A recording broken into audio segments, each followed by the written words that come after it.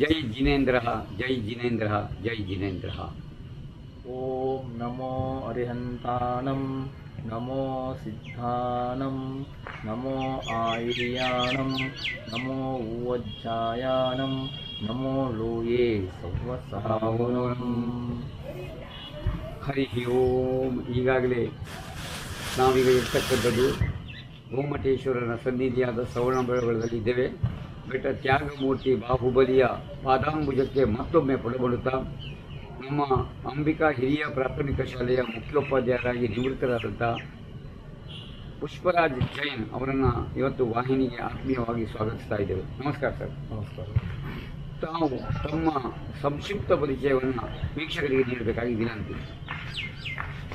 ಮೊದಲಿಗೆ ಅಹಿಂಸೆಯಿಂದ ಸುಖ, ತ್ಯಾಗದಿಂದ ಶಾಂತಿ, ಮೈತ್ರಿಯಿಂದ ಪ್ರಗತಿ, ಧ್ಯಾನದಿಂದ ಸಿದ್ಧಿ ಎಂಬ ದಿವ್ಯ ಸಂದೇಶವನ್ನು ಸಾರುತ್ತಿರುವ ಲೋಕಪೂಜ್ಯ ಭಗವಾನ್ ಶ್ರೀ ಬಾಹುಬಲಿ ಸ್ವಾಮಿಯ ಚರಣ ಕಮಲಗಳಿಗೆ ಭಕ್ತಿಪೂರ್ವಕ ನಮಸ್ಕಾರವನ್ನು ತಿಳಿಸುತ್ತಾ, ಶ್ರೀ ಕ್ಷೇತ್ರದ ಪರಮಪೂಜ್ಯ ಜಗದ್ಗುರು ಕರ್ಮಯೋಗಿ ಸ್ವಸ್ತಿ ಶ್ರೀ ಚಾಲಗಿರಿ ಭಟ್ಟಾರಕ ಮಹಾಸ್ವಾಮೀಜಿಯವರ ಚರಣ ಕಮಲಗಳಿಗೆ ಕೂಡ ಭಕ್ತಿಪೂರ್ವಕ ನಮಸ್ಕಾರವನ್ನು ತಿಳಿಸುತ್ತಾ, ನನ್ನ ಹೆಸರು ಡಿ ಪುಷ್ಪರಾಜ್ ಅಂತ. ನಾನು ಮೂಲತಃ ದಕ್ಷಿಣ ಕನ್ನಡ ಜಿಲ್ಲೆಯ ಪುತ್ತೂರು ತಾಲೂಕಿನ ನೆರಿಮೂರು ಗ್ರಾಮದಲ್ಲಿ ಜನಿಸಿದವನು. ನಮ್ಮ ತಂದೆಯ ಹೆಸರು ಶ್ರೀವರ್ಮ ಶೆಟ್ಟಿ, ತಾಯಿಯ ಹೆಸರು ಮರುದೇವಿ. ನಮ್ಮಲ್ಲಿ ನಾವು 6 ಜನ ಮಕ್ಕಳು, 3 ಜನ ಗಂಡು ಮಕ್ಕಳು, 3 ಜನ ಹೆಣ್ಮಕ್ಳು.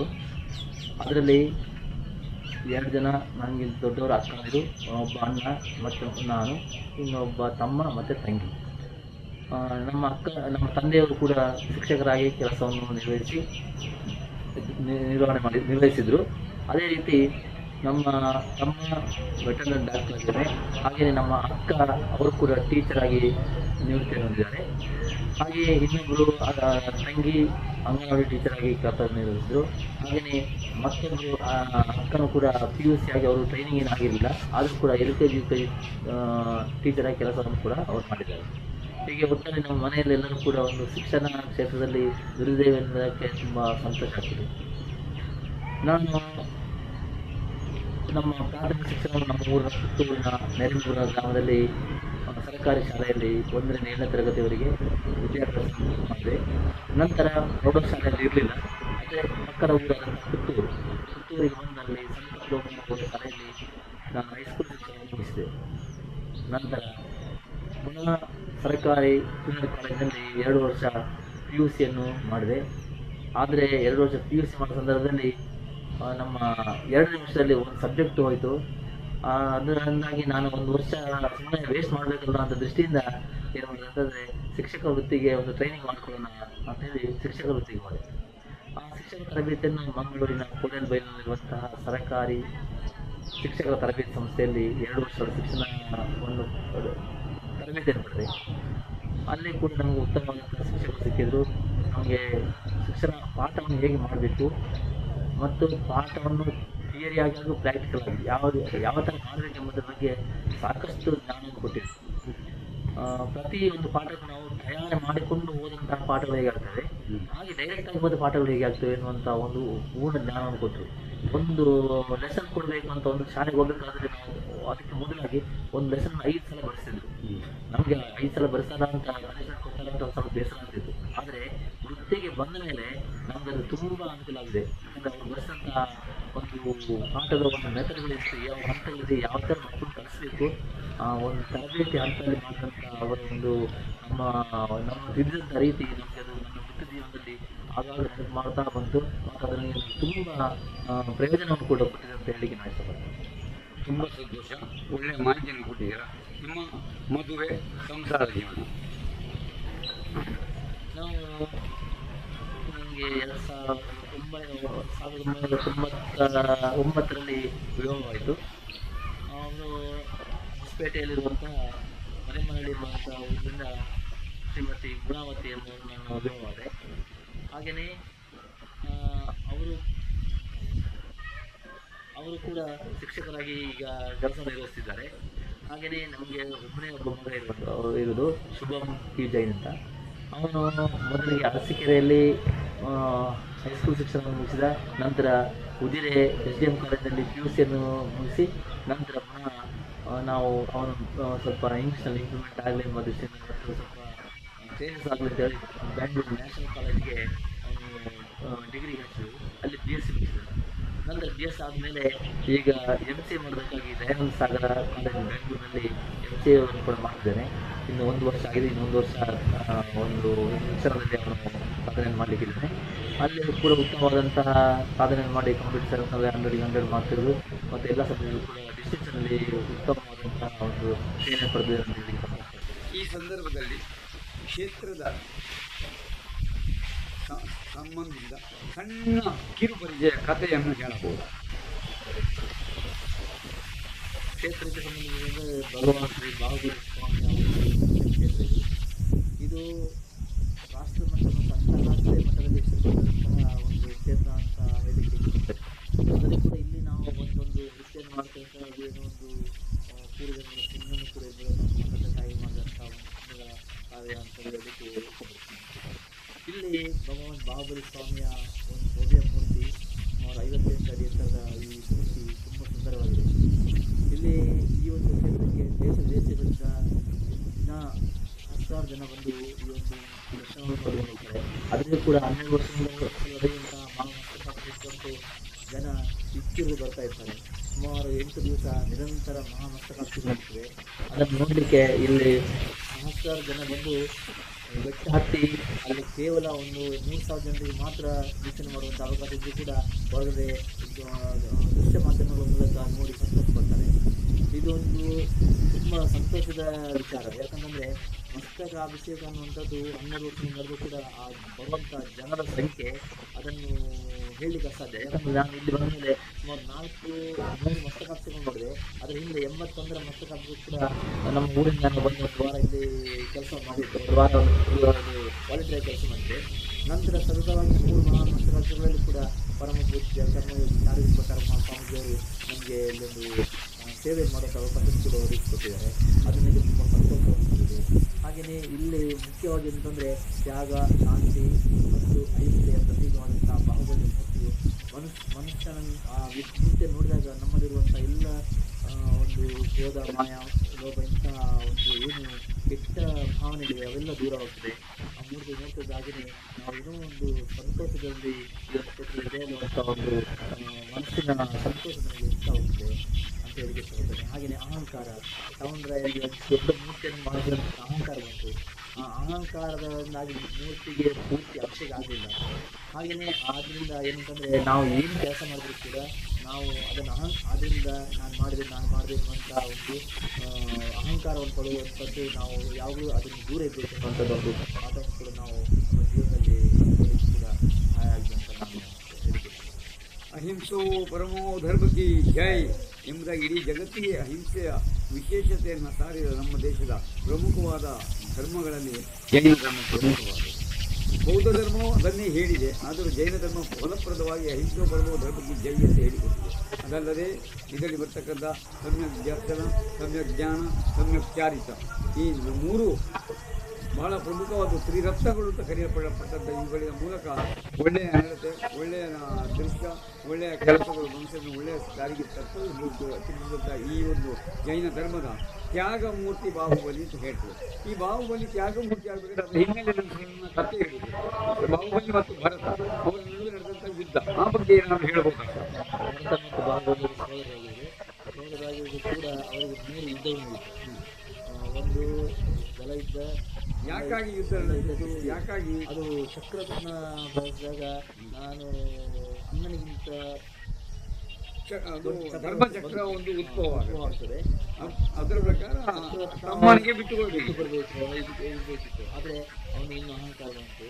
ನಾನು ಅಣ್ಣ ತಮ್ಮಂದು ಜಗಳ, ವಿಭೂಜನ ಜಯಿಸುವ. ಅದರಲ್ಲಿ ಅಣ್ಣ ಯಾರು ತಮ್ಮ ಯಾರು? ಭರತ ಬಾಹುಬಲಿ ಅಣ್ಣ, ಭರತ ತಮ್ಮ. ಬಾಹುಬಲಿ ಅಣ್ಣ ಅವರಿಗಿಬ್ಬರಿಗೂ ಸಹೋದರರು. ಅವರಿಗೆ ಯುದ್ಧಗಳು ನಡೀತವೆ. ಹೀಗೆ 3 ಯುದ್ಧಗಳು, ಜಲಯುದ್ಧ, ಕೃಷಿ ಯುದ್ಧ, ಮಲ್ಲಯುದ್ಧ ಅಂತ 3 ಯುದ್ಧಗಳು ನಡೀತವೆ. ಅದರಲ್ಲಿ ಬಾಹುಬಲಿಗೆ ಗೆಲ್ತಾನೆ. ಭರತ ಸೋಲನ್ನು ಅನುಭವಿಸಬೇಕಾಗ್ತದೆ, ಸೋಲನ್ನು ಒಪ್ಪಿಕೊಳ್ಬೇಕಾಗ್ತದೆ. ಆದರೆ ಕೊನೆಗೆ ಬಾಹುಬಲಿಗೆ ಏನಾಗ್ತದೆ ನಾನು ನಿಂತ ಕೂಡ ಇದು ನಂದಲ್ಲ ಅಂತಲ್ಲಿ ತ್ಯಾಗ ಅಂತಂದರೆ ಅಲ್ಲಿಯವರೆಗೆ ತ್ಯಾಗ ಮಾಡುವಂಥ ಮನೋಭಾವನೆ ಬಾಹುಬಲಿಯಲ್ಲಿತ್ತು. ಅಂದರೆ ನೀವು ಹೇಳುವ ಪ್ರಕಾರ ಭರತ ಬಾಹುಬಲಿಯ ಯುದ್ಧದಲ್ಲಿ ಎಲ್ಲವನ್ನೂ ಜಯಿಸಿದಂಥ ಭರತನಿಗೆ ಬಾಹುಬಲಿಯನ್ನು ಗೆಲ್ಲಲಾಗಲಿಲ್ಲ. ಇದರಿಂದ ಅವಮಾನಿತನಾದ ಭರತ ತಲೆ ತಗ್ಗಿಸಿರುವಾಗ ಬಾಹುಬಲಿ ತನ್ನ ಎಲ್ಲ ಆ ಒಂದು ಗೆಲ್ಲುವಿಕೆಯನ್ನ ನೋಡಿ ಬೇಸರಪಟ್ಟು ವೈರಾಗ್ಯ ಹೊಂದುತ್ತಾನೆ. ವೈರಾಗ್ಯ ಹೊಂದಿದಂಥ ಬಾಹುಬಲಿ ಸರ್ವವನ್ನು ತ್ಯಾಗ ಮಾಡಿ ವೀರ ಬೆಟ್ಟದಲ್ಲಿ ನಿಂತಾಗಿ ಹೋಗಿ ದೇವರ ಜ್ಞಾನಕ್ಕೆ ಹೋಗ್ತಾರೆ. ಅದೇ ಅಲ್ವಾ? ಸರಿ ಸರಿ. ಹಾಗಾಗಿ ಕೇವಲ ಜ್ಞಾನವನ್ನು ಪಡಿತಾರೆ ಅಂತ ಕೇಳಿದ ನೆನಪು. ಈಗ ಜೈನ ಧರ್ಮದಲ್ಲಿ 24 ತೀರ್ಥಂಕರರು ಇದ್ದಾರೆ ಅಂತ ಕೇಳಿದ ನೆನಪು. ಆ ಬಗ್ಗೆ ಹೇಳ್ಬೋದಾ ಸರ್? 24 ತೀರ್ಥಂಕರು ಅದರಲ್ಲಿ ಪ್ರಮುಖ ಜೈನ ಧರ್ಮ ಯಾರಿಂದ ಆರಂಭ ಆಯಿತು? ನನಗೆ ಬೇಕಾದಷ್ಟು ವೃಷಭನಾಥ ತೀರ್ಥಂಕರರಿಂದ ಆರಂಭ ಆಯಿತು. ಮತ್ತೆ ಯಾರಿಂದ ಅಂದ್ರೆ ಧರ್ಮ ಸ್ಥಾಪನೆ ಆಯಿತು? ಮಹಾವೀರರು ಧರ್ಮ ಪ್ರಚಾರವನ್ನು ಮಾಡಿದ್ರು. ಸರಿ ಸರಿ. ಅವರು ಕೂಡ ಗೌತಮ ಬುದ್ಧನ ಸಮಕಾಲೀನವೇ. ಇಲ್ಲಿ ಜೈನ ಧರ್ಮವನ್ನು ಅವರು ದೇಶದಲ್ಲಿ ಸಂಚಾರ ಮಾಡಿ ಜೈನ ಧರ್ಮ ಅಂದ್ರೆ ಏನು, ಜೈನ ಧರ್ಮದ ತತ್ವಗಳು ಇವುಗಳ ಬಗ್ಗೆ ಜನಸಾಮಾನ್ಯರಿಗೆ ತಿಳಿಸಿ ಆ ಜೈನ ಧರ್ಮವನ್ನು ಉಳಿಸಿ ಬೆಳೆಸುವಲ್ಲಿ ವರ್ತಮಾನ ಮಹಾವೀರರು ತುಂಬಾ ಸಾಧನೆಯನ್ನು ಮಾಡಿದ್ರು. ಆದರೆ ಜೈನ ಸ್ಥಾಪಕರಾದವರು ಸ್ಥಾಪನೆ ಆಗಿರುವಂಥದ್ದು ವೃಷಭನಾಥ. ಸರಿ ಸರಿ, ಸರಿಯಾದ ಮಾತಿದು. ವೃಷಭನಾಥರಿಂದ ಆರಂಭಿಸಿ 23 ತೀರ್ಥಂಕರರು ಸಮೇತ ಅದರಲ್ಲಿ ನಮ್ಮ ಕೊಡುಗೆ ಕೊಟ್ಟರೆ 24ನೇ ತೀರ್ಥಂಕರನಾದ ಮಹಾವೀರರಿಂದಲೇ ಇವತ್ತು ಜೈನ ಧರ್ಮದ ಅತ್ಯುನ್ನತ ಉಚ್ಚಾಯ ಸ್ಥಿತಿಗೆ ಬಂತು ಅಂತ ಹೇಳಲಾಗಿದೆ. ತುಂಬ ಸಂತೋಷ. ಯಾರು ಜಿನ ಧರ್ಮವನ್ನು ಅವಲಂಬಿಸಿದಾರೋ ಅವರೆಲ್ಲ ಜೈನರು ಅಂತ ಕರೆಯುವುದು. ಜಿನ ಐಕ್ಯ ಜನರು ಅಂತ ಕರೆಯುವುದು. ಜಿನ ಐಕ್ಯ ಅಂದರೆ ದೇವರು ಅಂತ ಅರ್ಥ. ಆ ಕೇವಲ ಜ್ಞಾನವನ್ನು ಪಡೆಯುವಂಥದ್ದು ಅರ್ಥ. ಅಂತ ಒಂದು ಜೈನ ಧರ್ಮ ಜಗತ್ತಿಗೆ ಅತ್ಯಂತ ದೊಡ್ಡ ಶ್ರೇಷ್ಠ ಕೊಡುಗೆಯನ್ನು ಕೊಟ್ಟಿದೆ ಅಂತ ಹೇಳ್ತಾ ಆ ಕ್ಷೇತ್ರದಲ್ಲಿ ನಾವಿದ್ದೇವೆ. ಆ ಬಾಹುಬಲಿ ಸ್ವಾಮಿ ಎಲ್ಲರಿಗೂ ತ್ಯಾಗ ಶಾಂತಿ ನೆಮ್ಮದಿಯನ್ನು ಕೊಡಲಿ ಅಂತ ಮತ್ತೊಮ್ಮೆ ಪ್ರಾರ್ಥಿಸಿ ಮತ್ತೆ ನಾವು ಅಧ್ಯಾಪನ ಕ್ಷೇತ್ರಕ್ಕೆ ಬಂದ ಹಾಗೆ ನೀವು ಅಧ್ಯಾಪಕರಾಗಿ ಇಷ್ಟಪಟ್ಟು ಬಂದರು ಹೇಗೆ? ಅಧ್ಯಾಪಕರಾಗಿ ತರಬೇತಿಯನ್ನು ಮಾಡಬಂದ್ರೆ ನನಗೆ ಅಷ್ಟೊಂದು ಆಸಕ್ತಿ ಇರಲಿಲ್ಲ. ಬೇರೆ ಯಾವುದೋ ಒಂದು ವೃತ್ತಿ ಮಾಡಬೇಕಂತ ಇತ್ತು. ಅಂದರೆ ನಮ್ಮಲ್ಲಿ ನಮ್ಮ ಅಕ್ಕನ ಟ್ರೈನಿಂಗ್ ಮಾಡಿ ಟೀಚರ್ ಟ್ರೈನಿಂಗ್ ಮಾಡಿದ್ರು. ನಮ್ಮ ತಂದೆ ಮಾಡ್ತಾ ಎಲ್ಲರೂ ನಮಗೆ ಬೇಡ, ಬೇರೆ ಯಾವುದಾದ್ರು ಉದ್ಯೋಗ. ಆದರೆ ಮತ್ತೆ ಒಂದು ಸಂದರ್ಭದಲ್ಲಿ ಅದೇ PUCಯಲ್ಲಿ ಸ್ವಲ್ಪ ಒಂದು ವಿಷಯ ಇದಾದಾಗ ನಮಗೆ ಮತ್ತೆ ಒಂದು ವರ್ಷ ಮನೆಯಲ್ಲಿ ಸುಮ್ಮನೆ ಟೈಮ್ ವೇಸ್ಟ್ ಮಾಡಬೇಕಲ್ವಾ. ಆವಾಗ ಏನಾಯ್ತು ಅಂತಂದರೆ ಒಂದು ಸಬ್ಜೆಕ್ಟ್ ಓದಿ ಕೂಡ ಒಂದು ವರ್ಷ ಯಾವುದೇ ಎಕ್ಸಾಮ್ ಆಯಿತು. ಆವಾಗ ಅದರಿಂದ ನಾವು ಯಾವುದೇ ಕ್ಲಾಸಲ್ಲಿ ಅನುತ್ತೀರ್ಣ ಅಂತ ಅನ್ನೋದೇ ಇರಲಿಲ್ಲ. ಅದೊಂದು ನಮಗೆ ಹೊಡ್ತಾ ಬಂತು.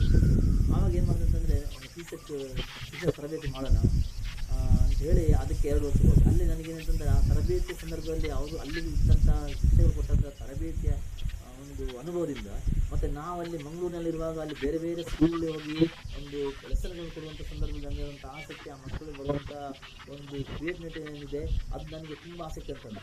ಆ ಮಕ್ಕಳಿಗೆ ಪಾಠ ಮಾಡಿದ್ರೆ ನಾವು ಕ್ವಶನ್ ಆನ್ಸರ್ ಕೇಳಿದ್ರೆ ಮಕ್ಕಳು ಆನ್ಸರ್ ಕೊಡ್ತಾರೆ. ಹಾಗಾದರೆ ನಾವು ಮಕ್ಕಳಿಗೆ ಕಲಿಸಿದ್ರೆ ನಾವು ಇದೆ, ನಾವು ಬೇರೆ ಉದ್ಯೋಗ ಮಾಡೋದಕ್ಕಿಂತ ಇದೇ ಒಳ್ಳೆಯದು, ಶಿಕ್ಷಕ ವೃತ್ತಿ ಒಳ್ಳೆಯದು ಅಂತ ನನಗೆ ಅಲ್ಲಿ ಸ್ವಲ್ಪ ಆಸಕ್ತಿ ಉಂಟು. ಅದಕ್ಕೆ ಆಸಕ್ತಿ ನನಗೆ ಉಂಟಾಯಿತು. ಯಾಕಂದರೆ ಒಂದು ನಮ್ಮಲ್ಲಿ ಆ ತರಬೇತಿ ಸಂಸ್ಥೆಯಲ್ಲಿ ಕೊಟ್ಟಂಥ ನಮ್ಮ ಶಿಕ್ಷಕರು ಜೊತೆಗೆ ನಾವಲ್ಲಿ ಶಾಲೆಯಲ್ಲಿ ಹೋದಂಥ ಸಂದರ್ಭದಲ್ಲಿ ಪಾಠ ಮಾಡ್ತಿರೋ ಸಂದರ್ಭದಲ್ಲಿ ಮಕ್ಕಳಿಂದ ಬರುವಂಥ ಪ್ರಶ್ನೆಗಳಿರ್ಬೋದು, ಅವ್ರಿಗೆ ಕೊಡುವಂಥ ಉತ್ತರಗಳಿರ್ಬೋದು, ಅವ್ರು ಕೊಡುವಂಥ ಆ್ಯಕ್ಟಿವಿಟಿಗಳಿರ್ಬೋದು, ಅದನ್ನು ನನಗೆ ಸ್ವಲ್ಪ ಆಸಕ್ತಿ ಹೆಚ್ಚಾಯಿತು. ಅದನ್ನು ನಾನು ಮತ್ತೆ ಶಿಕ್ಷಕ ವೃತ್ತಿಯಲ್ಲಿ ತುಂಬ ಪ್ರೀತಿಸಿಕೊಂಡು ಬಂದೆ. ತುಂಬ ಒಳ್ಳೆಯದು. ನೀವು ಒಳ್ಳೆಯ ಒಂದು ಉದ್ಯೋಗವನ್ನು ಆರಿಸಿದ್ದೀರಾ, ಅದರಲ್ಲಿ ಸಫಲರಾಗಿದ್ದೀರಾ. ವಾಹಿನಿ ಪರವಾಗಿ ನಿಮಗೆ ಅನಂತ ಅಭಿನಂದನೆಯನ್ನು ಹೇಳ್ತಾ ಇದ್ದೀವಿ. ಜೊತೆಗೆ ನಿಮ್ಮ ಪ್ರಥಮವಾದ ಸೇವಾವಧಿ ಶಿಕ್ಷಕನಾಗಿ ಆರಂಭವಾದ ಎಲ್ಲಿಂದ? ಶ್ರವಣಬೆಳಗೊಳ ಅಲ್ಲ ಬೇರೆಯ? ಮತ್ತು ಆಗಿನ ಅನುಭವ ಏನು? ನಾನು ಮೊದಲು ಇಲ್ಲಿ ಶ್ರವಣಬೆಳಗೊಳ ಬರೋ ಮೊದಲು ಅಂದರೆ 86-87ರಲ್ಲಿ ಸರ್ಕಾರಿ ಶಾಲೆ ಪುತ್ತೂರು ತಾಲೂಕಿನ ಮಣಿಕಾರದಲ್ಲಿ ಒಂದು ಸರ್ಕಾರಿ ಶಾಲೆಯಲ್ಲಿ ಒಂದು 2 ವರ್ಷಗಳ ಕಾಲ ವೃತ್ತಿಯನ್ನು ಮಾಡಿದೆ. ಯಾಕಂದರೆ ತರಬೇತಿ ಮಾಡಿದ ಮೇಲೆ ನಾವು ಶಿಕ್ಷಣವನ್ನು ಮಕ್ಕಳಿಗೆ ಏನಾದರೂ ನಮ್ಮಿಂದ ಆಗೋದನ್ನು ಕೊಡಬೇಕು. ಒಂದು ಮಾತಿದೆ, ಕಟ್ಟಿಟ್ಟ ಜ್ಞಾನ ಕೊಳಿತದೆ, ಬಿಚ್ಚಿಟ್ಟ ಜ್ಞಾನ ಬೆಳೀತದೆ. ಆದರೆ ನಮ್ಮ ಜ್ಞಾನ ಕೂಡ ಬೆಳೀತದೆ. ಮತ್ತು ಮಕ್ಕಳ ಸಂಪರ್ಕದಲ್ಲಿದ್ದಾಗ ನಮ್ಮ ಎಲ್ಲವನ್ನು ನಾವು ಮರೆತು ಮಕ್ಕಳನ್ನು ನಾವು ಬೆಳೀತೇವೆ ಮತ್ತು ನಮ್ಮ ಜ್ಞಾನ ಕೂಡ ಹೆಚ್ಚಾಗ್ತದೆ. ದೃಷ್ಟಿಯಿಂದ ನಾನು ಅರ್ಧ ದಿವಸದವರೆಗೆ ಸರ್ಕಾರಿ ಶಾಲೆಯಲ್ಲಿ ಉಚಿತವಾಗಿ ಸೇವೆಯನ್ನು ಮಾಡ್ತೇವೆ. ಅಲ್ಲಿ ಕೂಡ ಕೆಲವು ಮಕ್ಕಳು ತುಂಬ ನಮಗೆ ತುಂಬ ಒಂದು ಪ್ರೀತಿಯನ್ನು ವ್ಯಕ್ತಪಡಿಸಿದರು. ಆಮೇಲೆ ನಾವು ಅಲ್ಲಿ ಒಂದು 6 ತಿಂಗಳು ಅರ್ಧ ದಿವಸ ಹೋದೆ. ಮತ್ತು ನನಗೆ ಪೂರ್ತಿ ದಿವಸ ಬರುವಾಗ ಮಕ್ಕಳನ್ನ ಒಂದು ಸೆಳೆತ ಉಂಟಾಯಿತು. ಬನ್ನಿ ಸರ್ ಕೂತಿದ್ದ ಬನ್ನಿ ಬನ್ನಿ ಅಂತ. ಆಗ ಮತ್ತೆ ಸಾಯಂಕಾಲದವರೆಗೂ ಮತ್ತೆ ಒಂದು 3 ಗಂಟೆವರೆಗೆ ಇದ್ದು ಬರುವಂಥ ಒಂದು ಸಂದರ್ಭವನ್ನು ನಾನು ಅಲ್ಲಿ ಇದು ಮಾಡ್ಕೊಂಡು ಅಂದರೆ ಉಚಿತವಾಗಿ ಹೋಗ್ತಿದ್ದೇನೆ ಹಾಗೆ. ಅಲ್ಲಿ ಕೂಡ ಕಲಿತಂಥ ವಿದ್ಯಾರ್ಥಿಗಳು ಬ್ಯಾಂಕ್ಗಳಲ್ಲಿ ಇಂಜಿನಿಯರ್ ಆಗಿ ಡಾಕ್ಟರ್ ಆಗಿ ಕೆಲಸ ಮಾಡ್ತಾರೆ. ಈಗ ಕೂಡ ಸಿಕ್ಕಿದ್ರೆ ತುಂಬ ಖುಷಿ ಆಗ್ತದೆ. ಸರ್ ನೀವು ನಮಗೆ ಕಲಿಸಿದ ಗುರುಗಳು ಅಂತ ಅಂತಾರೆ. ಇಂಥ ಪ್ರೀತಿ ನನಗೆ ಬೇರೆ ಉದ್ಯೋಗಕ್ಕೆ ಹೋದ್ರೆ ಸಿಗ್ತಿರಲಿಲ್ಲ ಅನ್ನುವಂಥದ್ದು ಒಂದು ಖುಷಿ ಈಗ ಈ ಶಿಕ್ಷಕರು 100ಕ್ಕೆ 100 ಸರಿ ಆಗಿದೆ. ಭಾಳ ಒಳ್ಳೆ ಮಾತನಾಡಿದ್ದೀನಿ. ನನಗೂ ಇದೇ ಒಂದು ಅನುಭವ ಮೊನ್ನೆ ಆಗಿದೆ. ಮೊನ್ನೆ ತಾನೇ ಉಳ್ಳಾಲ ಪೊಲೀಸ್ ಸ್ಟೇಷನಿಂದ ನನಗೆ SI ಅವರ ಫೋನ್ ಕರೆ ಬಂತು. ಕಾರಣ ಏನಂದರೆ, ಸರ್ ನೀವು ಎಲ್ಲಿದ್ದೀರಾ ಅಂತ. ನಾನು ಹೀಗೆ ಮಂಗಳೂರಿಗೆ ಬರ್ತಾ ಇದ್ದೇನೆ. ಅಲ್ಲ ಸರ್, ಉಳ್ಳಾಲ ಸ್ಟೇಷನ್ಗೆ ಬರ್ತೀರಾ? ಯಾಕೆ ಹೇಳಿದೆ, ನಾನು ನಿಮ್ಮ ಶಿಷ್ಯ, ಇಲ್ಲಿ SI ಆಗಿದ್ದೇನೆ, ಬಾಲಕೃಷ್ಣ ಅಂತೇಳಿ. ನೀವು ನಮಗೆ ಬೇಕು, ನಮಗೆ ಕಾಣಬೇಕು ಅಂತ. ಹಾಗಿದ್ರೆ ತೊಕ್ಕೊಟ್ಟಲ್ಲಿ ಹಿಡಿತೇನೆ ಹೇಳಿದೆ. ಅಲ್ಲಿಗೆ ನಾನು ಜೀಪ್ ಕಳಿಸ್ತೇನೆ, ಜೀಪ್ ಕಳಿಸಿದ್ದು, ಕರ್ಕೊಂಡು ಗೌರವಿಸಿದ್ದು. ಆಗ ನೀವು ಹೇಳಿದ ಮಾತು 100ಕ್ಕೆ 100 ಸತ್ಯ. ಶಿಕ್ಷಕನಾದ್ದಕ್ಕೆ ಸಾರ್ಥಕ ಅನ್ನುವಂಥ ಮನೋಭಾವ ನನಗೆ ಬಂದಿದೆ. ಖಂಡಿತ ಒಳ್ಳೆಯ ಹುದ್ದೆಗೆ ನಾವು ಬಂದಿದ್ದೇವೆ ಎಂಬ ಸಮಾಧಾನ ಇದೆ ಅಂತ ಹೇಳ್ತಾ, ನೀವು ಪ್ರಥಮವಾಗಿ ಶಾಲೆಗೆ ಹೋಗಿ ಪಾಠಕ್ಕೆ ಹೋದಾಗ ನಿಮ್ಮ ಅನುಭವ ಏನು? ಆನಂತರ ಪ್ರಥಮವಾಗಿ ಪಾಠಕ್ಕೆ ಹೋದ ಸಂದರ್ಭದಲ್ಲಿ ನಾವು ಮಕ್ಕಳಲ್ಲಿ ಮಕ್ಕಳೇ ಏನೋ ವಿಷಯಗಳಿದೆ ಅದನ್ನು ಹೊರಗೆ ತೆಗೆದು, ಅಂದರೆ ಮಕ್ಕಳ ಸೂಕ್ತವಾಗುವಂಥ ಪ್ರತಿಭೆಯನ್ನು ಹೊರಗೆ ತೆಗೆದು ಪಾಠ ಮಾಡಿ ಹೋಗ್ತಿದ್ದೆ. ಯಾಕಂದರೆ ಇರುವಂಥ ಮೆಥಡ್ ಕೂಡ ಹಾಗೇನೆ ಇತ್ತು. ಸಂತೋಷ ಆಗಿದೆ, ಯಾವುದೇ ಸಮಸ್ಯೆ ಇಲ್ಲ. ಅಂದರೆ ಮಕ್ಕಳ ಹತ್ರ ಈಗ ನಾನು ಸಾಮಾನ್ಯವಾಗಿ ಕನ್ನಡ ಪಾಠ ಮಾಡ್ತಿದ್ದೆ. ಮಕ್ಕಳಿಗೆ ಸಣ್ಣ ಸಣ್ಣ ಹಾಡುಗಳನ್ನು, ಅಭಿನಯ ಗೀತೆಗಳನ್ನು ಹಾಡಿಕೊಂಡು ಹಾಡಿಸಿ, ಅಥವಾ ಮಕ್ಕಳಲ್ಲಿ ಆ ಪಠ್ಯಪುಸ್ತಕದಲ್ಲಿರುವಂಥ ಹಾಡುಗಳನ್ನು ಮಕ್ಕಳ ಹತ್ರ ಕೇಳಿ, ಆ ಮೂಲಕ ನಾನು ಆ ಮಕ್ಕಳಿಂದ ಸ್ವಲ್ಪ ವಿಚಾರಗಳನ್ನು ತಿಳ್ಕೊಂಡು ನಂತರ ಮಕ್ಕಳಿಗೆ ಏನು ಕೊಡಬೇಕಿಲ್ಲ ಅನ್ನೋದು ಆ ನಂತರ ಮುಂದುವರಿಸ್ಕೊಂಡು ಹೋಗ್ತಿದ್ದೆ. ಆನಂತರ ಇಲ್ಲಿ 88ನೇ ಇಸ್ವಿಯಲ್ಲಿ ನನಗೆ ಇಲ್ಲಿ ನಮ್ಮ ಶಿಕ್ಷಕ ಶ್ರವಣಬೆಳಗೊಳದಲ್ಲಿ ಒಂದು ಶಿಕ್ಷಕರೊಂದಿಗೆ ಅವಕಾಶ ಒದಗಿ ಬಂತು. ಯಾಕಂದರೆ ನಮ್ಮ ಸೀನಿಯರ್ ಆಗಿರುವಂಥ, ಅಂದರೆ ಟ್ರೈನಿಂಗ್ ಸೀನಿಯರ್ ಆಗಿರುವಂಥ ಫ್ರೆಂಡ್ಸ್ ನಾವು ಟ್ರೈನಿಂಗ್ ಮಾಡ್ತಿರುವಾಗ ಮಂಗಳೂರಿನಲ್ಲಿ ಒಟ್ಟಿಗೆ ಟ್ರೈನಿಂಗ್ ಮಾಡ್ತಿದ್ದೆವು. ಇಲ್ಲಿ ಹೇಗೆ ಒಂದು ಅವಕಾಶ ಇದೆ ಅಂತ ಹೇಳಿದ್ರು. ಆಗ ಇನ್ನೇನು 2 ವರ್ಷ ಅಲ್ಲಿ ಹೋಗಿ ಮಾಡಿ ಆಯಿತು ಮತ್ತು ನಮ್ಮ ಕ್ಷೇತ್ರ ಅಂತ ಹೇಳಿ ನಾನು ಇಲ್ಲಿ 88ರಲ್ಲಿ ಇಲ್ಲಿ ಬಂದಾಗ ಇಲ್ಲಿ 6ನೇ ತರಗತಿ ಕನ್ನಡ ಪಾಠವನ್ನು ತೆಗೆದುಕೊಂಡೆ. ಅಲ್ಲಿ ಮಕ್ಕಳು ತುಂಬ, ಅಂದರೆ ಖಾಸಗಿ ಶಾಲೆಯಲ್ಲಿರುವಂತಹ ಸಂಸ್ಥೆ ಅಂದಾಗ ಸ್ವಲ್ಪ ಮಕ್ಕಳು ಭಾರಿ ಬ್ರಿಲಿಯಂಟ್ ಇರ್ಬೋದು ಅನ್ನೋಂಥ ದೃಷ್ಟಿ ನನ್ನಲ್ಲಿತ್ತು. ಅಂದರೆ ಉತ್ತಮವಾದಂಥ ಪಾಠವನ್ನು ನಾನು ಮಾಡಿದೆ, ಅದರ ಬಗ್ಗೆ ನನಗೆ ತುಂಬ ಸಂತೋಷವಿದೆ. ಹಾಗೆ ಮಕ್ಕಳು ಕೂಡ ಅಷ್ಟೇ ಬ್ರಿಲಿಯಂಟ್ ಇದೆ. ತುಂಬ ಚೆನ್ನಾಗಿ ಓದುವಂಥ ವಿದ್ಯಾರ್ಥಿಗಳೇ ನಮಗೆ ಸಿಕ್ಕಿದ್ರು. ಕಡಿಮೆ ಮಕ್ಕಳಿದ್ರು, ಮಕ್ಕಳಿದ್ರು ನಾವು ಬರುವಾಗ. ಆದರೆ ಆ ಮಕ್ಕಳಲ್ಲಿ ಏನಂತಂದರೆ, ನಾವು ಏನು ಹೋಮ್ವರ್ಕ್ ಕೊಡ್ತೇವೆ ಆ ಹೋಮ್ವರ್ಕ್ ಪ್ರತಿ ದಿವಸ ತೋರಿಸಿ ಮಕ್ಕಳಿಗೆ ಶಿಕ್ಷಕರಿಗೆ ಒಪ್ಪಿಸಿ ಶಿಕ್ಷಕರಿಂದ ಒಂದು ಸೈನ್ ಪಡೆಯುವಂಥ ಒಂದು ಆಸಕ್ತಿ ತುಂಬ ಇತ್ತು. ಅದು ನಮಗೆ ತುಂಬ ಸಂತೋಷ ಆಗಿದೆ. ಭಾಳ ಖುಷಿಯಾಯಿತು ನೀವು ಮಾತನ್ನು ಕೇಳಿ. ನಿಮ್ಮ ಅಧ್ಯಾಪನ ಕ್ಷೇತ್ರದ ಅವಧಿಯಲ್ಲಿ ನಿಮಗೆ ಭಾಳ ಸಂತೋಷವನ್ನು ಕೊಟ್ಟ ಕೆಲವು ಘಟನೆಗಳನ್ನು ಹಂಚಿಕೊಳ್ಬೋದಾ? ಈಗ ನಾನು ಶಿಕ್ಷಕ ಆಗಿ ಬಂದ ನಂತರ ಇಲ್ಲಿ ಏನಂತಂದರೆ ಬೇರೆ ಬೇರೆ ಮಕ್ಕಳಿಗೆ ಈಗ ಕ್ರೀಡೆಗಳಿರ್ಬೋದು, ಆಮೇಲೆ ಅದು ಸಂಗೀತ ಇರ್ಬೋದು, ಒಂದು ಭಾಷಾ ಸ್ಪರ್ಧೆಗಳಿರ್ಬೋದು, ಇಂಥ ಸ್ಪರ್ಧೆಗಳನ್ನೆಲ್ಲ ಮಾಡ್ತೀವಿ. ಹೋಬಳಿ ಮಟ್ಟ, ತಾಲೂಕು ಮಟ್ಟ. ಆವಾಗ ನಮಗೆ ಅಂತಂದರೆ ಸ್ವಲ್ಪ ಭಾಷಣ ಮಾಡುವಂಥ ಒಂದು ಅಭ್ಯಾಸ ಸ್ವಲ್ಪ ಜಾಸ್ತಿ ಇತ್ತು. ಯಾಕಂದರೆ ಭಾಷೆ ಮಾಡೋದು ನಾನೇನು ಮಾಡ್ತಿದ್ದೆ, ಭಾಷಣಕ್ಕೆ ಆಗ್ಬೇಕಾ ಆ ಮಕ್ಕಳನ್ನ ಆಯ್ಕೆ ಮಾಡಿಕೊಂಡು ಆ ಮಕ್ಕಳಿಗೆ ಸಾಕಷ್ಟು ವಿಚಾರಗಳನ್ನು ಕೊಟ್ಟು ಅವರಿಂದ ಆ ವಿಚಾರಗಳನ್ನು ಹೇಗೆ ವ್ಯಕ್ತಪಡಿಸಿ, ಭಾಷಣ ಹೇಗೆ ಮಾಡಬೇಕು ಏನು ಮಾಡ್ತದೆ ಅಭ್ಯಾಸ ಮಾಡಿಸಿ ನಾನು ಸಾಮಾನ್ಯ ಭಾಷಣ ಸ್ಪರ್ಧೆಗೆ ಮಾಡ್ತಿದ್ದೆ.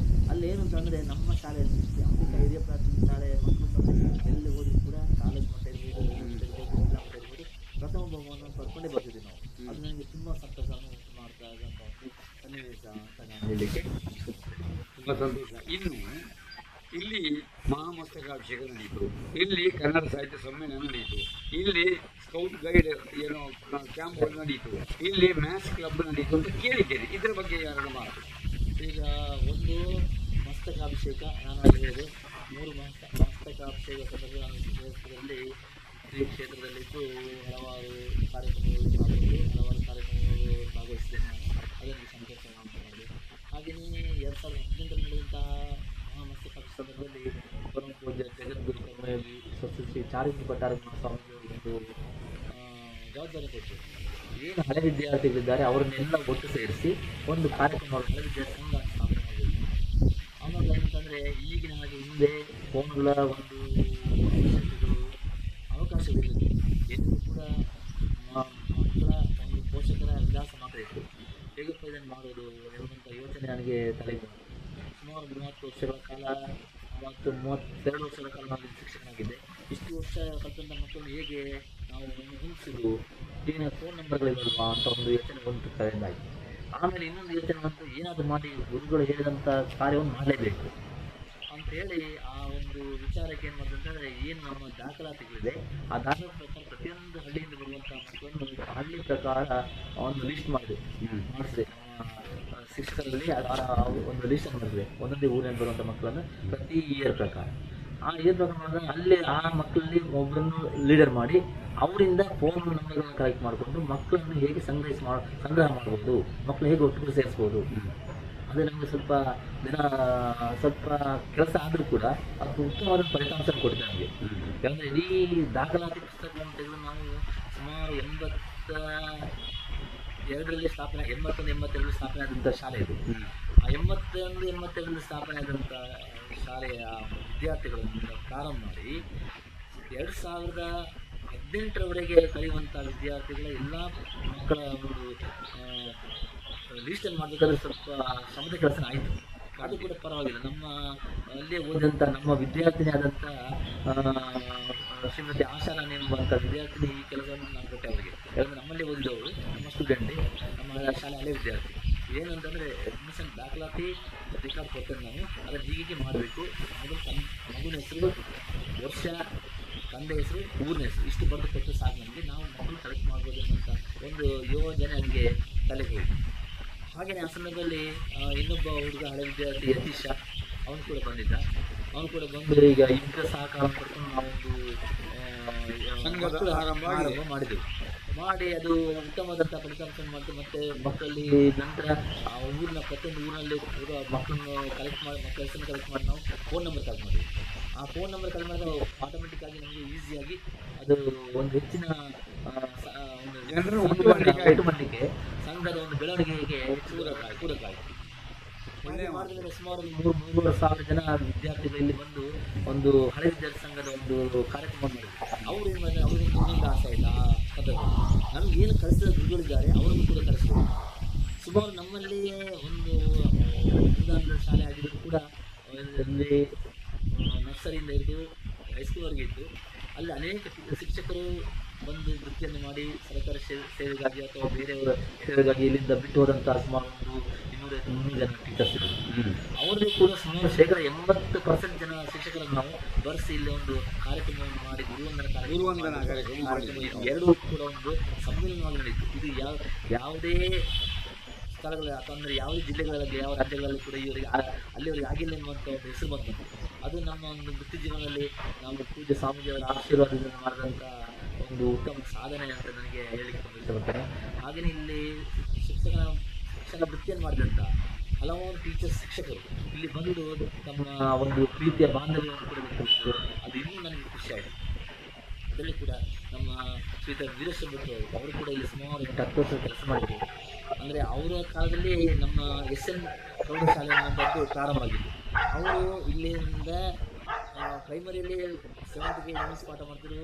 ಆವಾಗ ನಂತರ 7ನೇ ಕ್ಲಾಸ್, ನಂತರ 8ನೇ ಕ್ಲಾಸ್ ಹೈಸ್ಕೂಲ್ ಪ್ರಾರಂಭ ಆಯಿತು. ಹಳ್ಳಿಗಳಿಗೆ ಹೋಗಿ ಜನರಿಗೆ ಪ್ರಚಾರ ಮಾಡಿ, ಇಲ್ಲಿ ಸ್ಕೂಲ್ ಆಗ್ತದೆ, ಬನ್ನಿ ಮಕ್ಕಳನ್ನು ಸೇರಿಸಿ ಉತ್ತಮವಾದ ಶಾಲೆ ಇದೆ ಎಂಬುದಾಗಿ ಹೇಳಿ ಅವರನ್ನು ಹೆಚ್ಚು ಜನರನ್ನು ಒಂದು ಜನರ ಮನಸ್ಸನ್ನು ಗೆದ್ದು ಒಂದು ಶಾಲೆ ಸೇರಿಸಿ ಯೋಚನೆ ಮಾಡ್ತಾರೆ. ಈಗ ಯಾವ ಸ್ಕೂಲ್ ಸೇರಿಸಿದ ಒಳ್ಳೆದು, ಪ್ರೈಮರಿ ಆದಮೇಲೆ ಹೈಸ್ಕೂಲ್ಗೆ ಅಂತೇಳಿ. ಅಂಥ ಸಂದರ್ಭದಲ್ಲಿ ಅವರು ಮಕ್ಕಳ ಮನಸ್ಸನ್ನು ಎಳೆಯಲು, ಪೋಷಕರ ಮನಸ್ಸನ್ನು ಆಕರ್ಷಣೆ ಮಾಡುವಲ್ಲಿ ತುಂಬ ಸಹಕಾರ ಮಾಡಿ ಒಂದು ಉತ್ತಮವಾದಂಥ ಪ್ರೌಢಶಾಲೆಗೆ ತರಲಿಕ್ಕೆ ಪ್ರಾರಂಭ ಮಾಡಿದವರು ಶ್ರೀಯುತ ವೀರೇಶ್ವರ ಭಟ್ರು ಅಂತ ಹೇಳಲಿಕ್ಕೆ ಇಷ್ಟಪಡ್ತೀನಿ. ಅದ್ರ ಜೊತೆಗೆ ಅವರು ಒಂದು ಏನಂದರೆ ಇನ್ನೊಂದು ಇಂಗ್ಲೀಷ್ ಟೀಚರ್ ಕೂಡ ಆಗಿದ್ದರು. ಹಾಗೆಯೇ ನಾವು ಕೂಡ ಒಂದು 2-3 ವರ್ಷ ಅವರ ಜೊತೆಯಲ್ಲಿ ರೂಮ್ಮೇಟ್ ಕೂಡ ಆಗಿದ್ದೆವು. ತುಂಬ ಆತ್ಮೀಯರಾಗಿ ನಮ್ಮ ಜೀವನದಲ್ಲಿ ಉತ್ತಮ ಒಬ್ಬ ಸ್ನೇಹಿತ ಅಂತಂದರೆ ನಾನು ವೀರೇಶ್ವರ ಭಟ್ರು ಅಂತ ಹೇಳಿ ತುಂಬ ಇಷ್ಟಪಡ್ತೀನಿ. ಯಾಕಂದರೆ ಇನ್ನೊಂದು ವಿಚಾರ ಅಂತಂದರೆ, ನಾನು ಕನ್ನಡ ಮತ್ತು ಸೋಷಲ್ ಮಾಡಿದ್ರು ಕೂಡ ನಮಗೆ ಇಂಗ್ಲೀಷ್ ಪಾಠ ಮಾಡೋದು, ಇಂಗ್ಲೀಷ್ ಸ್ವಲ್ಪ ಆಸೆ ಜಾಸ್ತಿ ಇತ್ತು. ಆವಾಗ ಏನಾಯಿತು ಅಂತಂದರೆ, ನನಗೆ ಇವರು ಇಂಗ್ಲೀಷ್ನ ತುಂಬ ಪರಿಣತರಾಗಿದ್ದರು, ತುಂಬ ಚೆನ್ನಾಗಿ ಪಾಠ ಮಾಡೋರು.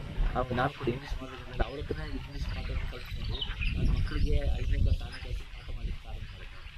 ಆವಾಗ ಅಲ್ಲಿ ನನಗೆ ಏನಂತಂದರೆ, ಏನಾದರೂ ಮಾಡಿ ಮಕ್ಕಳಿಗೆ ನಾನು ಕಲಿಸಿದ ಮಕ್ಕಳು ಚೆನ್ನಾಗಿ ಇಂಗ್ಲೀಷ್ ಕಲಿಬೇಕು ಅನ್ನೋಂಥ ಒಂದು ಉತ್ಸಾಹದಿಂದ ಸಾಯಂಕಾಲ ಶಾಲೆ ಬಿಟ್ಟ ಮೇಲೆ 4:30 ಮೇಲೆ ಆಸಕ್ತಿ ಇರುವಂಥ ಮಕ್ಕಳು, 5ನೇ ಕ್ಲಾಸಲ್ಲಿ ಪಾಠ ಅಂತಂದರೆ ಆ ಕ್ಲಾಸ್ನಲ್ಲಿರುವಂಥ ಮಕ್ಕಳು ಯಾರು ಇರ್ತೀರಾ, 1 ಗಂಟೆ ಕ್ಲಾಸ್ ಮಾಡ್ತೀನಿ ನಾನು. ಆಗ ಕ್ಲಾಸಿಗೆ ನೀವು ಬರಬೇಕಂತ ಹೇಳಿ ಸುಮಾರು 20-40 ಮಕ್ಕಳು ಒಂದು ಕ್ಲಾಸಲ್ಲಿದ್ದರೆ 20-25 ಮಕ್ಕಳು ಆ ಕ್ಲಾಸ್ನಲ್ಲಿ ಬರ್ತಿದ್ರು. ಸಾಯಂಕಾಲ ಇಟ್ಟಿದ್ರು. ಅವ್ರು ಏನಂತಂದರೆ ಇನ್ನೊಂದು ಅಲ್ಲಿ ನನಗೆ ಬಂದಂಥ ಒಂದು ಪ್ಲಸ್ ಪಾಯಿಂಟ್ ಅಂತಂದರೆ ಅವರೆಲ್ಲರೂ ಕೂಡ ನಂತರ ನಮ್ಮಲ್ಲಿ 6ನೇ class English medium next year start ಆಯಿತು. ಅಲ್ಲೆಲ್ಲ 22 ಮಕ್ಕಳು ಸೇರಿ ಆದರೂ ಕಂಟಿನ್ಯೂ ಆಗಿ ಪ್ರತಿ ವರ್ಷ ಕೂಡ ಒಂದು ನಿಮಿಷದಲ್ಲಿ 30 ನಾನು ಕೂಡ ಇಂಗ್ಲೀಷ್ ಪಾಠವನ್ನು ಮಾಡಬಲ್ಲೆ, ಇಂಗ್ಲೀಷ್ ಪಾಠವನ್ನು ಮಾಡಲಿಕ್ಕೆ ಪರಿಸ್ಥಿತಿ ಸಾಮರ್ಥ್ಯ ಹೊಂದಿದ್ದೇನೆ. ಇದಕ್ಕೆ ಕಾರಣ ನಮಗೆ ಉತ್ತೇಜನ ಕೊಟ್ಟಂಥವರು ವೀರೇಶ್ವರ. ಹಾಗೆ ಮತ್ತೆ ಮುಂದಕ್ಕೆ ಹೋದಾಗ ಅವರು ಮುಂದೆ ಇಂಜಿನಿಯರ್ ಆಗಿ ಡಾಕ್ಟರ್ ಆಗಿ ದೇಶದಲ್ಲಿ ಕೂಡ ಈಗ ಅನೇಕ ಕೆಲಸ ಮಾಡ್ತಾರೆ. ಈಗ ಆಕಸ್ಮಿಕ ಬರ್ತಾರೆ, ಬಂದಾಗ ನಮ್ಮ ಸ್ಕೂಲ್ ಬರ್ತಾರೆ, ಮಾತಾಡ್ತಾರೆ, ಸರ್ ನಮಗೆ ಇಂಗ್ಲೀಷ್ ಕೊಟ್ಟವ್ರು ನೀವು ಸರ್ ಅಂತ. ಹೀಗಾಗಿ ತುಂಬ ಖುಷಿ ಆಗ್ತದೆ. ಯಾಕಂದರೆ ಈಗ ಯುವಕರಿಗೆ ಎಲ್ಲ ಏನು ಮಾಡಿದ್ರು ಕೂಡ ಇಂಗ್ಲೀಷ್ ಅಂತ ಹೇಳ್ತಾರೆ. ಈಗ ಇಂಗ್ಲೀಷ್ ಬೇಕೇ ಬೇಕು. ಕನ್ನಡ ನಾವು ನಮ್ಮ ಮಾತೃಭಾಷೆ ಕನ್ನಡವನ್ನು ನಾವು ಬಿಡೋದು ಬೇಡ. ಕನ್ನಡ ಪ್ರೀತಿಯ ಭಾಷೆ ನಮ್ಮದು, ಅದು ನಮ್ಮ ಕೈಲಿದೆ. ಜೊತೆಗೆ ಇಂಗ್ಲೀಷು ಇರಲೇಬೇಕನ್ನುವಂಥ ಈ ಒಂದು ಸಿಚುವೇಶನ್ ಸಂದರ್ಭದಲ್ಲಿ ನಾನು ಕಲಿಸಿದಂಥ ವಿದ್ಯಾರ್ಥಿಗಳು ನನಗೆ ಹೇಳುವಾಗ ತುಂಬ ಸಂತೋಷ ಆಗ್ತದೆ. ಯಾಕಂದರೆ ನಾನು ಕೂಡ ಇಂಗ್ಲೀಷ್ ಕನ್ನಡ ಶಿಕ್ಷಣ ಇಂಗ್ಲೀಷನ್ನು ಕೂಡ ಕಲಿಸ್ತಾ ಇಲ್ಲ. ಅದಕ್ಕೆ ಏನಂತಂದರೆ ಯಾವಾಗಲೂ ಕೂಡ ಒಂದು ಕೈಯಿಂದ ಚಪ್ಪಾಳೆ ತರಲಿಕ್ಕೆ ಆಗ ಸಾಧ್ಯ ಇಲ್ಲ, 2 ಕೈ ಜೋಡಿಸಿದಾಗ ಚಪ್ಪಾಳೆ ಆಗಬೇಕು.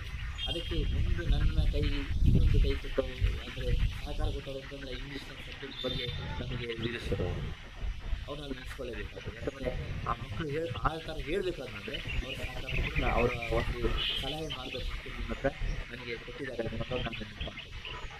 ತುಂಬ ಧನ್ಯವಾದಗಳು. ನನ್ನ ಬಗ್ಗೆ ಒಳ್ಳೆಯ ಮಾತನಾಡಿದ್ದೀರಿ. ನನಗೆ ಮತ್ತೆ ಮರುಕಳಿಸುವ ನೆನಪು, ರಾಜ್ಯ ಮಟ್ಟದ ಪ್ರಬಂಧ ಸ್ಪರ್ಧೆಯನ್ನು ಇದೇ ಶಾಲೆಯಲ್ಲಿ ಶ್ರೀಮತಿ ಶ್ರೀಯಾಲಮ್ಮ ನೇಮರಾಜ ಪ್ರೌಢಶಾಲೆ ಮುಖ್ಯೋಪಾಧ್ಯಾಯನಾಗಿದ್ದಾಗ ಮಾಡಿದ್ದೆ ಅಂತ ನೆನಪು ಮರುಕಳಿಸುತ್ತೆ.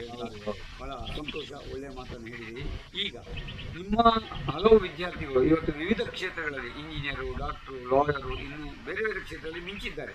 ಕೆಲವು ಅವುಗಳಲ್ಲಿ ನಿಮ್ಮಲ್ಲಿ ಬಂದು ಮತ್ತೆ ಭಿನ್ನವಿಸಿಕೊಂಡ ಯಾರಾದರೂ ನಿಮಗೆ ನೆನಪಿಗೆ ಬರ್ತಾರೆ? ಈಗ ಬರ್ತಾ ಇದ್ದಾರೆ. ಯಾಕಂದರೆ ಈಗ ಸಾಮಾನ್ಯ ಹುಡುಗ ಇಲ್ಲಿ ಬೇರೆ ಬೇರೆ ಸ್ಥಳಗಳಿದ್ದರೂ ಕೂಡ ರಜೆಗೆ ಬಂದವರು ಸಾಮಾನ್ಯ ಭೇಟಿಯಾಗಿ ಅದು ತುಂಬ ನನಗೆ ಸಂತೋಷ. ನೆನೆಸ್ತಾರೆ. ಈಗ ಮಿಲಿಟರಿಯಲ್ಲಿ ಕೂಡ ಇದ್ದಾರೆ. ಲೊಕೇಶನ್ ವಿದ್ಯಾರ್ಥಿಗಳು ಮಿಲಿಟರಿ ಜಮ್ಮು ಕಾಶ್ಮೀರದಲ್ಲಿದ್ದಾರೆ. ಖುಷಿ ಆಗ್ತದೆ ಬಂದಾಗ ಮಾತಾಡ್ಕೊಂಡು ಒಂದು ಸ್ಕೂಲ್ ಬಂದು ಸರಿ ಗುರುಗಳು ಅಂತೇಳಿ ವಿದ್ಯಾ ದದಾತಿ ವಿನಯಂ ಅಂದರೆ ಅದುವೇ ವಿದ್ಯೆಯೇ ವಿನಯವನ್ನು ಕಲಿಸಬೇಕು. ಮತ್ತೆ ಬಂದು ಗುರುವಿನಲ್ಲಿ ಬಂದು ಅದು ಬಿಟ್ಟು ಅವರು ಪ್ರೈಮರಿ ಮಾತು, ಅವರು 1ನೇ 4ನೇ ಕಲಿಸಿದ್ದು, ಅವರು ಹೈಸ್ಕೂಲ್ ಮಾತು, ಕಾಲೇಜ್ ಇದಿಲ್ಲದೆ ನಮಗೆ ಬಾಲ್ಯದಲ್ಲಿ ಕಲಿತ ಗುರುವನ್ನು ಮರ್ಯಾದೆ ಇರುವುದೇ ವಿನಯತೆ. ಇದು ಇಂಜಿನಿಯರ್ ಆಗಲಿ, ಡಾಕ್ಟರ್ ಆಗಲಿ. ಈಗ ಮೊನ್ನೆ ಇತ್ತೀಚೆಗೆ ಒಂದು ವಿದ್ಯಾರ್ಥಿಗಳು ಇದು ಇಲ್ಲಿ ಆಯುರ್ವೇದಿಕ್ ಧಾರವಾಡದಲ್ಲಿ ಆಯುರ್ವೇದಿಕ್ ಡಾಕ್ಟರ್ ಇದ್ದಾರೆ, ವರ್ಧಮಾನ್ ಅಂತ ಹೇಳಿದ್ರು. ಅವ್ರು ಬಂದು ಸರಿ ನಾವು ಇಲ್ಲಿ ವಿದ್ಯಾಪೀಠದಲ್ಲಿ ಓದಿದ್ದು, ನಮ್ಮಲ್ಲಿ ಪ್ರೈಮರಿಗೆ ಬಂದಾಗ ನೀವು ನಮಗೆ ಸ್ವಲ್ಪ ಏನೋ ವಿಚಾರವನ್ನು ಹೇಳ್ಕೊಡ್ತಿದ್ರೆ ಹಾಗೆ ಅಂತ ಹೇಳಿ ಅಂದರೆ ತುಂಬ ಖುಷಿ ಆಯಿತು. ಈಗ ಆಯುರ್ವೇದ ಡಾಕ್ಟರ್ ಆಗಿದ್ದಾರೆ, ಸರಿ, ಇನ್ನು ಡಾಕ್ಟರ್ ಆಗಿದ್ದಾರೆ, ಇಂಜಿನಿಯರ್ ಆಗಿದ್ದಾರೆ, ಪೊಲೀಸ್ ಆಗಿದ್ದಾರೆ, SIಗಳಾಗಿದ್ದಾರೆ. ಅಂದರೆ ಎಲ್ಲ ವಿವಿಧ ಕ್ಷೇತ್ರಗಳಲ್ಲಿ ನಮ್ಮಲ್ಲಿ ಓದಿದಂಥ ವಿದ್ಯಾರ್ಥಿಗಳು ವಿವಿಧ ಕ್ಷೇತ್ರಗಳಿಗೆ ವೃತ್ತಿಯನ್ನು ಮಾಡಿದ್ರು ಶಾಲೆಯನ್ನು ಮರೀಲಿಲ್ಲ, ಬರ್ತಾ ಇರ್ತಾರೆ. ಅದೇ ದೊಡ್ಡದಲ್ಲ ಅಂತ ಹೇಳ್ತಾ ಕೊನೆಯದಾಗಿ ಏನನ್ನು ಹೇಳಲಿಕ್ಕೆ ಇಷ್ಟ? ಏನು ಅನ್ನಿಸಿ ಹೇಳಬೇಕಂತಿದೆ ಅದನ್ನು ಹೇಳ್ಬೋದು. ಈಗ ಏನಂತಂದರೆ ಈಗ ಶಿಕ್ಷಕ ವೃತ್ತಿಗೆ ಬಂದ ಮೇಲೆ ನನಗೆ ತುಂಬ ಸಂತೋಷ ಆಗಿದೆ. ಅಂದರೆ ನಿವೃತ್ತಿಯವರೆಗೂ ಕೂಡ ನಾನು ಉತ್ತಮ ಆರೋಗ್ಯವಾಗಿದ್ದೇನೆ. ಅಂದರೆ ಸಾಮಾನ್ಯವಾಗಿ ನಾನು ಪ್ರತಿ ವರ್ಷ ಕೂಡ ನಮಗೆ ಬೇರೆ ಸಬ್ಜೆಕ್ಟ್ ಕನ್ನಡ ಆಗಿದ್ದು ಕೂಡ ಬೇರೆ ಬೇರೆ ಕ್ಲಾಸಲ್ಲಿ ಕೊಡ್ತಿದ್ರು. ಆದರೂ ಕೂಡ ಗೊತ್ತಿರಲಿಲ್ಲ ನಾನು ಯಾವ ಸಬ್ಜೆಕ್ಟ್ ಕೊಟ್ಟು ಕೂಡ ಮಾಡಬಲ್ಲೆ ಮಾಡ್ತೇನೆ ಎಂಬಂಥ ಒಂದು ಇತ್ತು. ಆಮೇಲೆ ಇಲ್ಲಿ ಸರ್ಕಾರಿ ಶಾಲೆಗಳಲ್ಲಿ ತಿಂಗಳೊಂದ್ಸಲ ಮೀಟಿಂಗ್ ಆಗ್ತಿತ್ತು. ಅಲ್ಲಿ ಕೆಲವೊಂದು ಲೆಸನ್ ಕೊಡಬೇಕಿತ್ತು, ಮಾದರಿ ಪಾಠ ಕೊಡಬೇಕಿತ್ತು. ಅಲ್ಲಿ ಕೂಡ ನಾನು ನಮ್ಮ ಒಂದು ಶಾಲೆಯಿಂದ ನಾನೇ ಹೋಗಿ ಸುಮಾರು ಒಂದು 5-6 ಪಾಠಗಳನ್ನು ಕೊಟ್ಟದ್ದು ಕೂಡ ನಿದರ್ಶನಗಳಿದ್ದಾರೆ. ಅದು ಕೂಡ ಉತ್ತಮವಾದಂತಹ ಪಾಠಗಳು ಅಂತ ನನಗೆ ನಮ್ಮ ಇತರ ಶಿಕ್ಷಕರಿಂದ ಕೇಳಿ ಬಂದಿದೆ. ಹಾಗೆಯೇ ಇನ್ನು ಶಿಕ್ಷಣ ಇಲಾಖೆಯಲ್ಲಿ ಇರುವಂಥ ಎಲ್ಲ ಅಧಿಕಾರಿಗಳು, ನಮ್ಮ DDP ಇರ್ಬೋದು, ತಾಲೂಕು ಮಟ್ಟದಲ್ಲಿ BOಗಳಿರ್ಬೋದು, ಅಕ್ಷರದಾಸ ಅಧಿಕಾರಿಗಳಿರ್ಬೋದು, ಪ್ರತಿಯೊಂದು ಇಲಾಖೆಯವರು ಕೂಡ ಶಿಕ್ಷಣ ಇಲಾಖೆ ಸಂಬಂಧಪಟ್ಟ ಎಲ್ಲ ಅಧಿಕಾರಿಗಳು ಕೂಡ ನಮ್ಮ ಮೇಲೆ ಒಳ್ಳೆಯ ಅಭಿಪ್ರಾಯವನ್ನು ಬಾಂಧವ್ಯವನ್ನು ಇಟ್ಕೊಂಡಿದ್ರು. ನನಗೆ ನ್ಯೂಸ್ ಸಂದರ್ಭದಲ್ಲೂ ಕೂಡ ತುಂಬ ಅಭಿನಂದನೆಗಳನ್ನು ಸಲ್ಲಿಸಿದರು. ಹಾಗೆಯೇ ಈಗ ನಾನು 10 ವರ್ಷ ಮುಖ್ಯ ಶಿಕ್ಷಕನಾಗಿದ್ದ ಸಂದರ್ಭದಲ್ಲಿ ಹಲವಾರು ಅಧಿಕಾರಿಗಳು ನಮ್ಮಲ್ಲಿ ಬಂದು ಭೇಟಿ ನೀಡಿ ಕೊಟ್ಟಾಗ ಕೂಡ ಶಾಲೆಯ ಬಗ್ಗೆ ಉತ್ತಮವಾದಂಥ ಅಭಿಪ್ರಾಯವನ್ನು ವ್ಯಕ್ತಪಡಿಸಿದರು.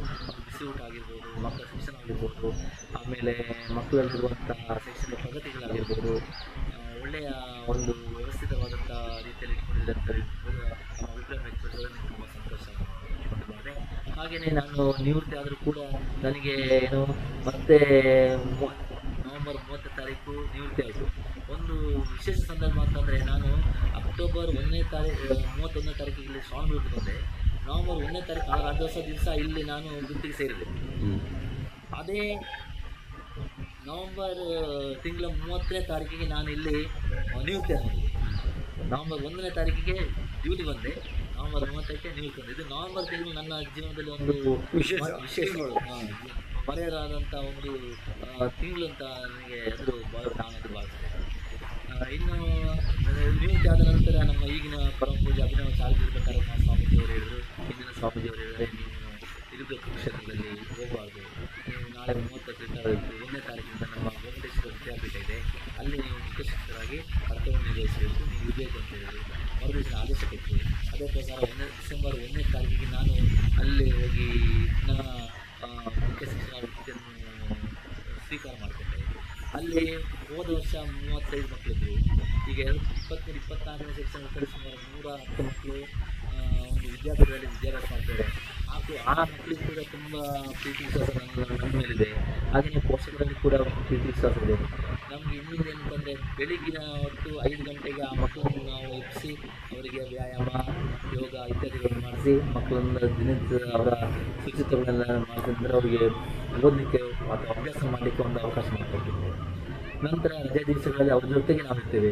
ಪ್ರತಿ ವಾರ ಬೆಟ್ಟ, ಒಂದು ವಾರ ಚಂದ್ರಗಿರಿ ಬೆಟ್ಟ, ಇನ್ನೊಂದು ವಾರ ವಿಂಧ್ಯಗಿರಿ ಬೆಟ್ಟಕ್ಕೆ ಹೋಗ್ತೇವೆ. ಧಾರ್ಮಿಕವಾಗಿ ಕೂಡ ಕೆಲವೊಂದು ಧರ್ಮಕ್ಕೆ ಸಂಬಂಧಪಟ್ಟಂಥ ಜೈನ ಧರ್ಮದ ಪಾಠಗಳನ್ನು ಕೂಡ ಮಾಡುವಂಥ ಅವಕಾಶ ಪೂಜ್ಯ ಅಭಿನವ ಚಾಲಕರ ಸ್ವಾಮೀಜಿಯವರಿಗೆ ಕಲಿಸಿಕೊಟ್ಟಿದ್ದಾರೆ. ಯಾಕಂದರೆ ಅಂದರೆ ನನಗೆ ಈಗ 60 ವರ್ಷ ಆಗಿದ್ರು ಕೂಡ ನಾನು ಶಿಕ್ಷಕ ವೃತ್ತಿಯಲ್ಲಿ ಇನ್ನೂ ಕೂಡ ಮುಂದುವರಿಯುವಂಥ ಆಸೆ ಇದೆ. ಆದರೆ ನನ್ನ ಒಂದು ಈ